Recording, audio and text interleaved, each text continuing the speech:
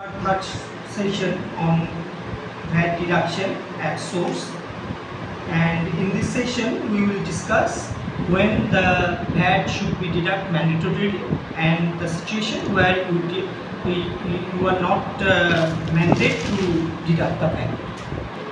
So let's start.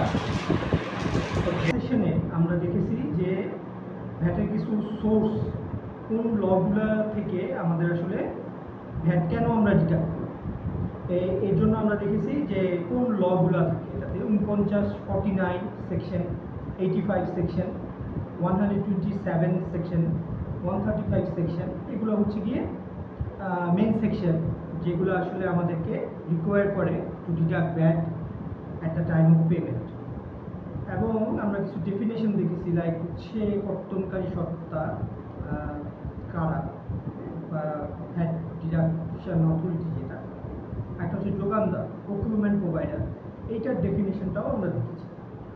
এছাড়া আমরা দেখেছি যে সেখানে 44 services are there for which you need to deduct VAT regardless of anything, whether you get the BDS challan or not. BDS means VAT challan, like 6.3. Anyway you are purchasing it, you are paying, so you need to deduct VAT. এবং এই 44টা service ছিল। এছাড়া আমরা একটা definition দেখেছি যে তথ্য প্রযুক্তি নির্ভর সেবা, ইনফরমেশন টেকনোলজি এনেবলড সার্ভিসেস, এটা ডেফিনেশনটা কি।